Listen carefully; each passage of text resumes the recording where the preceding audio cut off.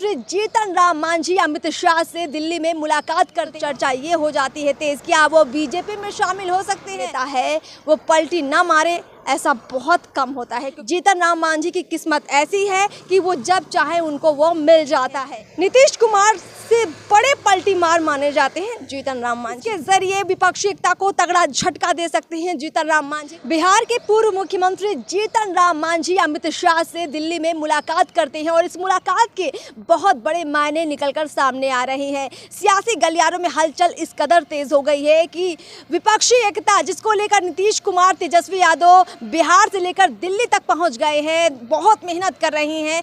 उस मेहनत में कहीं कोई चोट ना हो जाए, क्योंकि जीतन राम मांझी जब अमित शाह से मुलाकात करते हैं तो चर्चा ये हो जाती है तेज क्या वो बीजेपी में शामिल हो सकते हैं, क्या वो नीतीश कुमार को कुछ बड़ा झटका दे सकते हैं जीतन राम मांझी। पूरी चर्चा आज इसी पर करने वाले हैं। नमस्कार, मैं अर्पिता और आप देख रहे हैं पब्लिक ओपिनियन। देखिए, हम लोग जीतन राम मांझी के आवास के बाहर मौजूद है। यहाँ राजधानी पटना में उनका आवास है, जिसके बाहर मौजूद होकर हम आपको ये पूरी खबर बता रहे हैं। खबर इसलिए खास है क्योंकि अब 24 का चुनाव है और उस चुनाव से पहले तमाम जो भाजपा विरोधी दल है वो एकजुट हो रही है।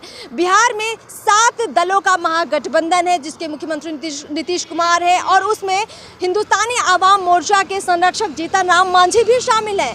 लेकिन मांझी मुलाकात करते हैं अमित शाह से और अमित शाह से जो मुलाकात कर लेता है वो पलटी न मारे ऐसा बहुत कम होता है, क्योंकि शाह में वो काबिलियत है कि वो आसानी से किसी को राज़ी कर लेते हैं पलटने के लिए। हालांकि अभी चर्चाएं ये भी तेज़ हो रही हैं कि जीतन राम मांझी अपने बेटे को आगे बढ़ाने के लिए जिस कदर कोशिश कर रहे हैं, ऐसी कोशिश को लेकर भी ये मुलाकात खास है।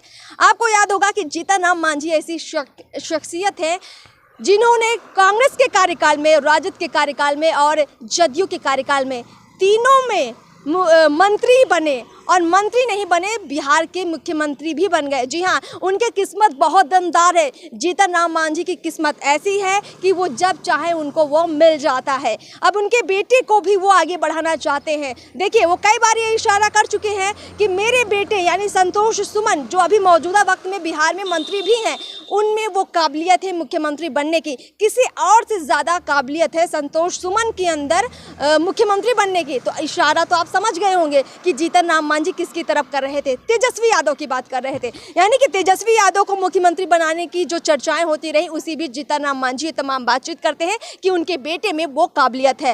अब जीतन राम मांझी चाहते हैं कि उनकी पार्टी आगे बढ़े, उनका जो कद राजनीतिक रूप से बिहार में बहुत ज़्यादा बढ़े, उनके बेटे को खास तौर पर वो बहुत ज़्यादा आगे बढ़ाना चाहते हैं और इसीलिए वो कई तरह के दबाव, चाहे वो मौजूदा सरकार नीतीश कुमार पर हो या फिर बीजेपी पर, समय समय पर बनाते रहते हैं। जब उनको नज़र आता है कि मेरा जो कद है वो घट रहा है और कहीं से मुझे अपनी सीटों को बढ़ाने के लिए कोई समीकरण सेट नहीं हो रहा है, तब वो कुछ अलग कर देते हैं। अलग मतलब पलट जाते हैं।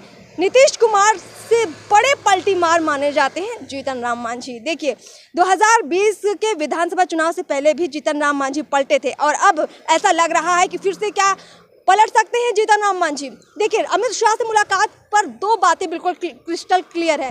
पहली ये कि जीतन राम मांझी हो सकता है कि इसलिए उन्होंने मुलाकात की हो कि वो बीजेपी में जीतन राम मांझी शामिल हो सकते हैं और इसके ज़रिए विपक्षी एकता को तगड़ा झटका दे सकते हैं जीतन राम मांझी। बिहार में बीजेपी को अगर जीतन राम मांझी का साथ मिलता है तो कहीं ना कहीं महागठबंधन नीतीश कुमार की कोशिश है, उसको बहुत बड़ा धक्का लगेगा।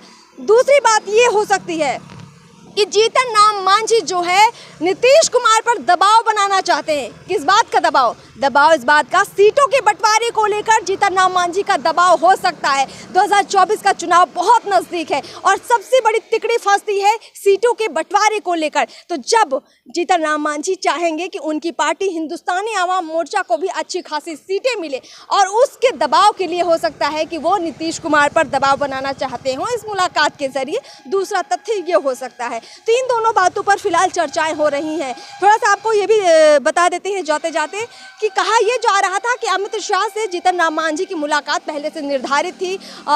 वो बिहार के माउंटेन मैन दशरथ मांझी के लिए भारत रत्न की लंबे वक्त से मांग कर रहे थे और इसी मांग को लेकर वो अमित शाह से मुलाकात करना पहले से चाहते थे और अब जाकर वो मुलाकात तय हुई। इसके तहत उन्होंने ये पूरी मुलाकात की। लेकिन इस मुलाकात में पीछे क्या कुछ बड़ा हो रहा है ये देखना भी दिलचस्प है। देखिए बहुत बार ऐसा होता है, तमाम राजनीतिक नेता कहते कुछ और हैं, करते कुछ और है और होता कुछ और है। तो अब कहा कुछ और है, हुआ कुछ और है, अब होने वाला क्या है इस पर पूरी नज़र हमारी बनी हुई है। अंदर की बात और क्या कुछ है वो भी हम आपको ज़रूर अगली खबर में, अगली चर्चा में बताएंगे। लेकिन फिलहाल इस वीडियो में इतना ही।